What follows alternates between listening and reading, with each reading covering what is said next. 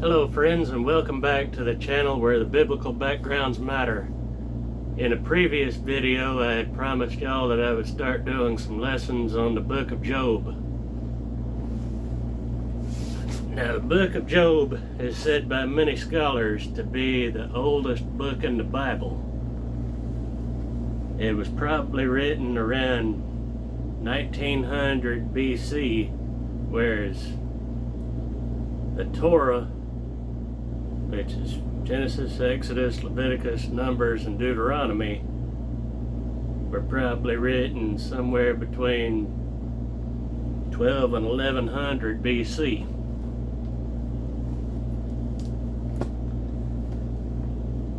Although God had created Adam and Eve before he had created Job, it can be said that Job was the first to actually write an Old Testament book speaking of wisdom that only comes from God. Why? Because Job was probably born around, let's say, 2000 to 1900 BC, and Moses was born at least 800 years after him.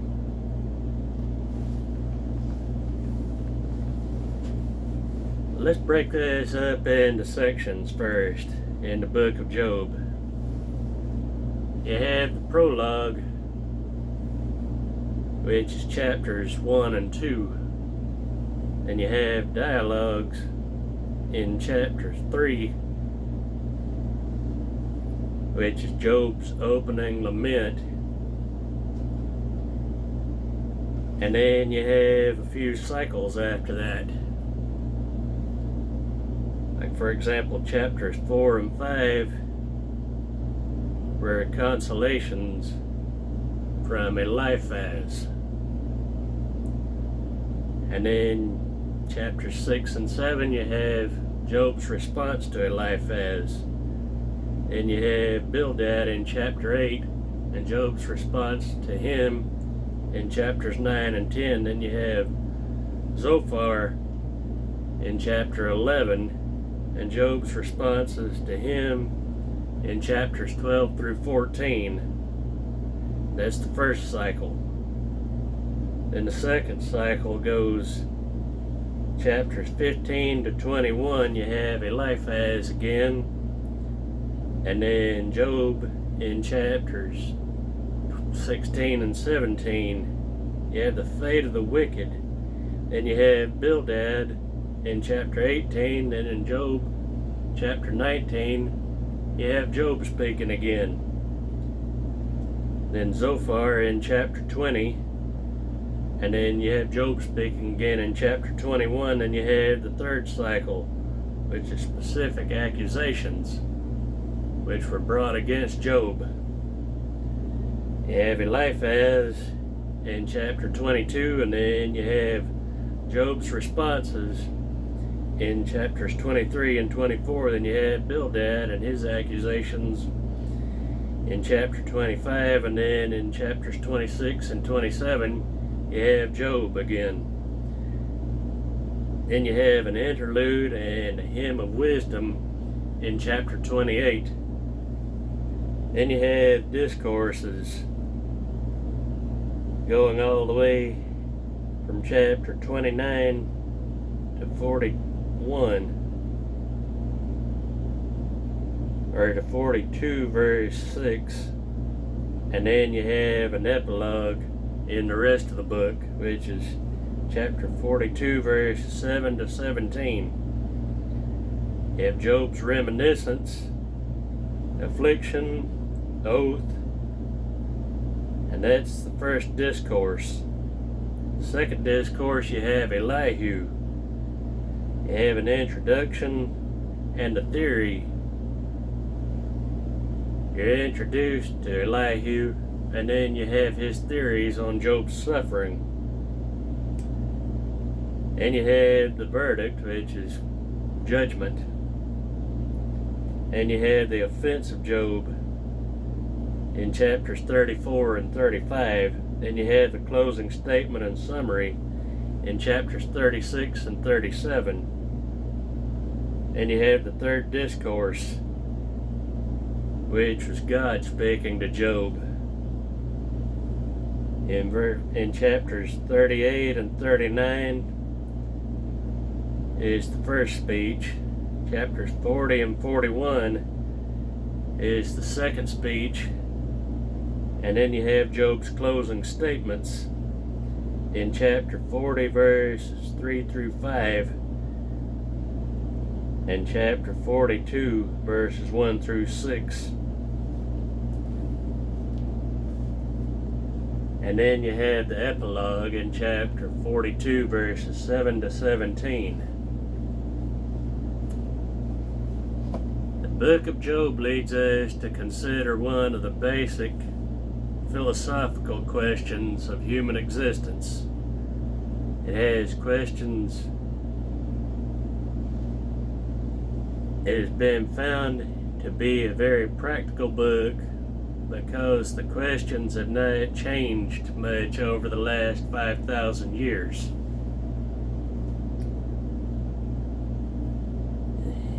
Over the last 5,000 years of human history, we still seek reasons for personal and corporate suffering and wonder what logic could be used to understand our life experiences.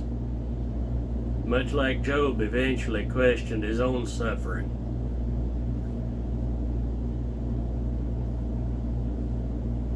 There can be little doubt that the form of Job we now possess has the unified structure of a literary composition.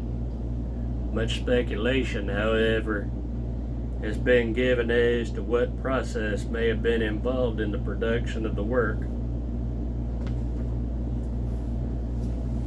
For the background, while asserting historical background is neither possible nor pertinent, it is necessary to discuss the literary background of a book such as Job.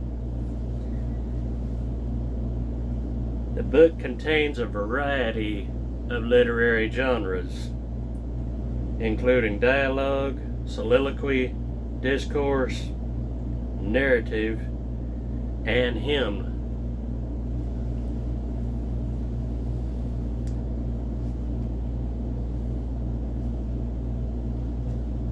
You have the Babylonian Theodicy about 1000 BC, which takes the form of a dialogue between a sufferer and his friend. The friend offers the standard lines of advice and explanation, only to find each refuted by the sufferer. The conclusion finally reached is that the behavior of the gods cannot be analyzed or understood.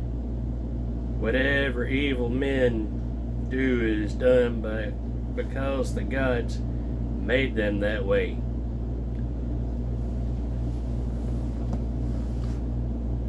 We do know that the one true God is above all gods. He is jealous for us. He will not tolerate the worship of other gods. And he will judge evil. But let's dive into the book of Job.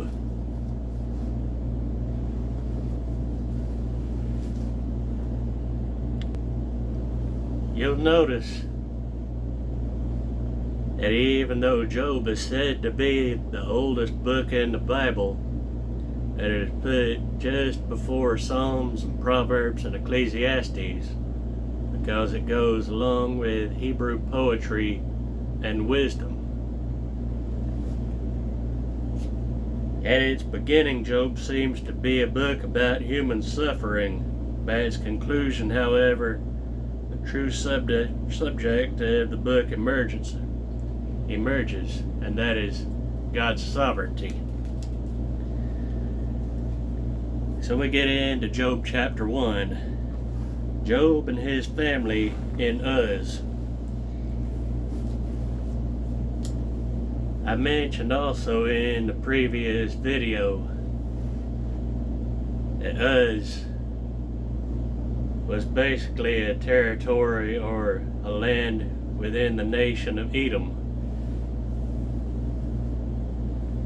So I would dare to say that out of all the Edomites, Job is the most well known as God's servant. Job chapter 1, starting in verses 1 through 5, there was a man in the land of Uz whose name was Job. That man was blameless and upright, and one who feared God and shunned evil. And 7 sons and 3 daughters were born to him. Also his possessions were 7,000 sheep, 3,000 camels, 500 yoke of oxen, and 500 female donkeys, and a very large household, so that this man was the greatest of all the people in the east. And his sons would go and feast in their houses, each on his appointed day, and would send and invite their 3 sisters, and eat and drink with them.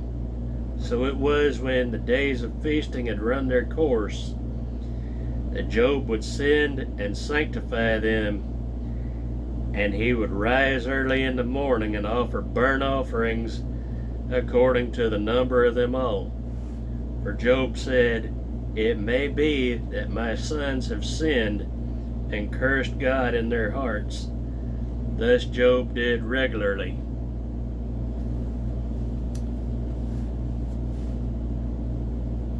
So going by the theory that Job is the oldest book in the Bible, and that Job was most likely born way before Moses,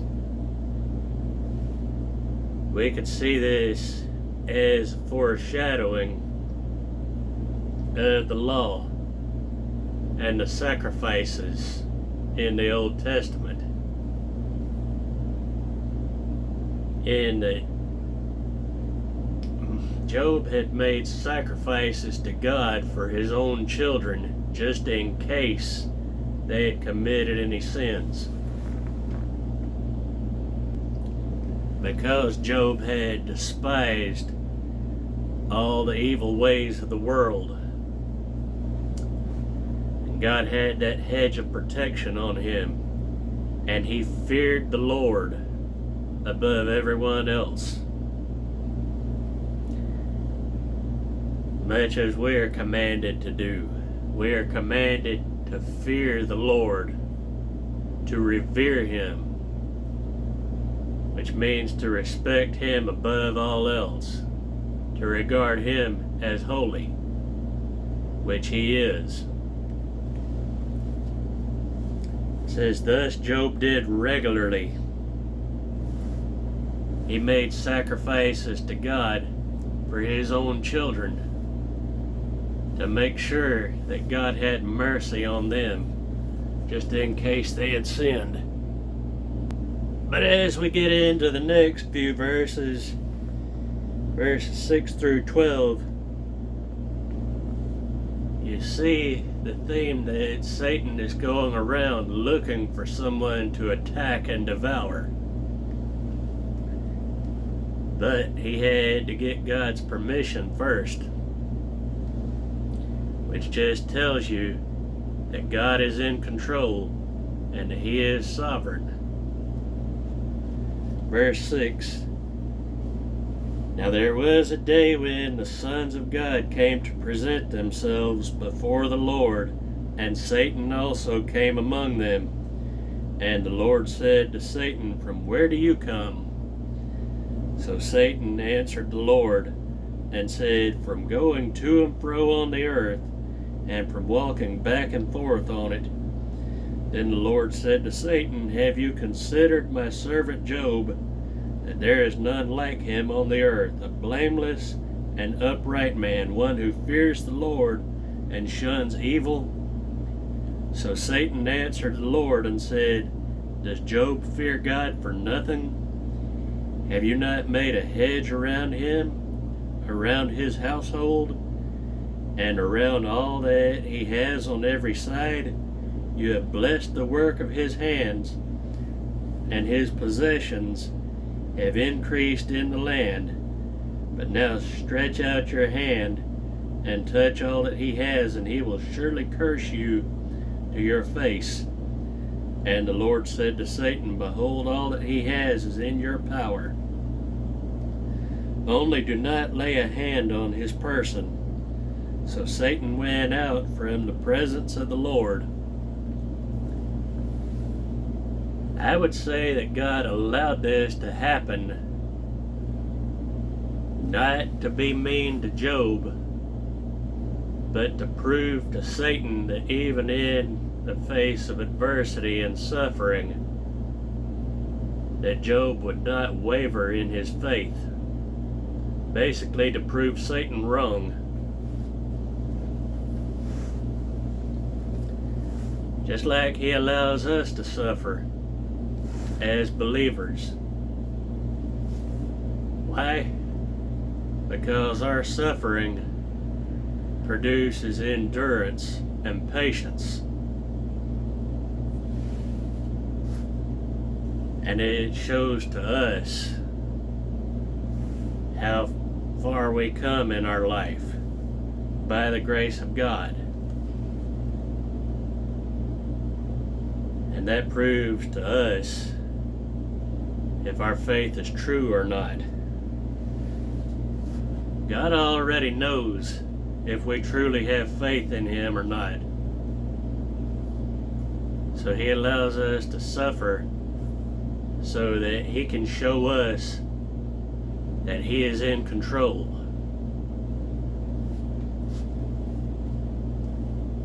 Now you get into verse 13 where Job loses everything: his property, his prosperity, and his children.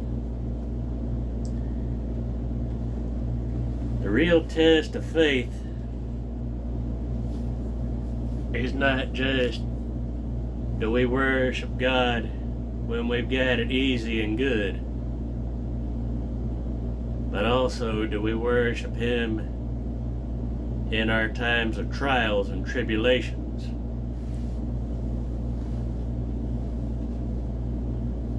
Basically, do we worship God in the good times and the bad times?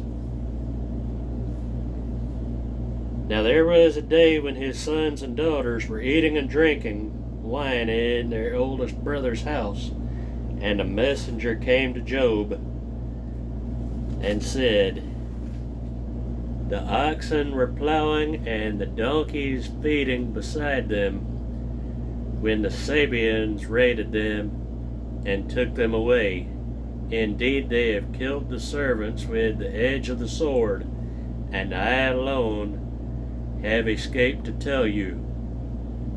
While he was still speaking, another also came and said, The fire of God fell from heaven and burned up the sheep and the servants and consumed them, and I alone have escaped to tell you.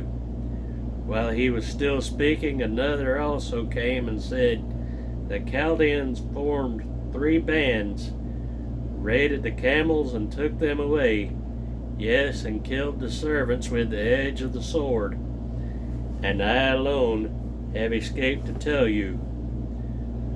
While he was still speaking, another also came and said, Your sons and daughters were eating and drinking wine in the oldest brother's house, and suddenly a great wind came from across the wilderness and struck the 4 corners of the house, and it fell on the young people, and they are dead, and I alone have escaped to tell you. Then Job arose, tore his robe, and shaved his head, and fell to the ground, and worshipped. And he said, Naked I came from my mother's womb, and naked shall I return. The Lord gave, and the Lord has taken away. Blessed be the name of the Lord. In all this, Job did not sin nor charge God with wrong. Why? Because God was testing the faith of Job. And he was showing to Satan what the outcome would be, even if he took everything that Job had.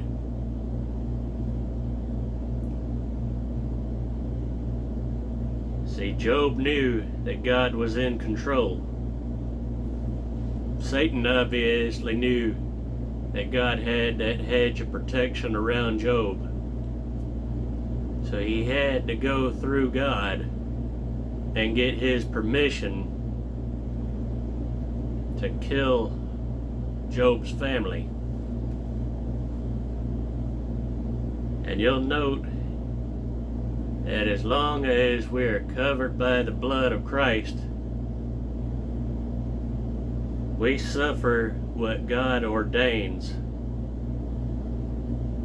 Satan himself cannot cross that bloodline to get to us.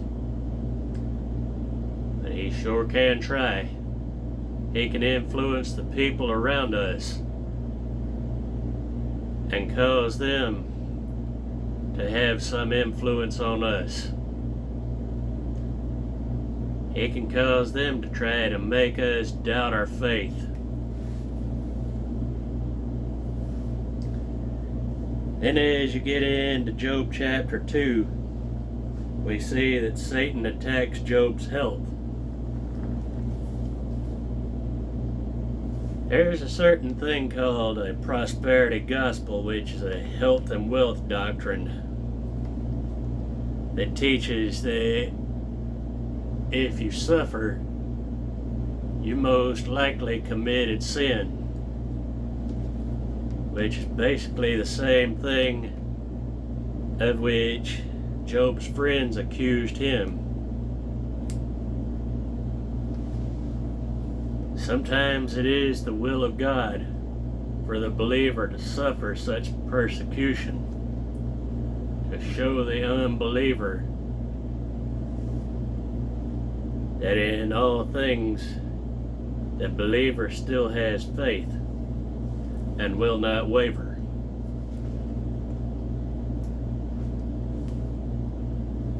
Such compromise is to be avoided. Job chapter 2 and verse 1. Again there was a day when the sons of God came to present themselves before the Lord, and Satan also came among them, to present himself before the Lord. And the Lord said to Satan, "From where do you come?" And Satan answered the Lord and said, "From going to and fro on the earth, and from walking back and forth on it." There's a theme going on here. Much like today, Satan walks back and forth and to and fro, seeking whom he may devour and destroy. Verse 3, Then the Lord said to Satan, "Have you considered my servant Job, that there is none like him on the earth, a blameless and upright man, one who fears God and shuns evil? And still he holds fast to his integrity, although you incite me against him to destroy him without cause." So Satan answered the Lord and said, "Skin for skin, yes, all that a man has, he will give for his life. But stretch out your hand now, and touch his bones and his flesh, and he will surely curse you to your face." And the Lord said to Satan, "Behold, he is in your hand, but spare his life." Basically, God said, do it whatever you want with him. Do the best you can, but do not kill him. Verse 7, So Satan went out from the presence of the Lord and struck Job with painful boils from the sole of his foot to the crown of his head. And he took for himself a potsherd with which to scrape himself while he sat in the midst of ashes. Then his wife said to him, "Do you still hold fast to your integrity? Curse God and die." But he said to her, "You speak as one of the foolish women speaks. Shall we indeed accept good from God? And shall we not also accept adversity? In all this, Job did not sin with his lips."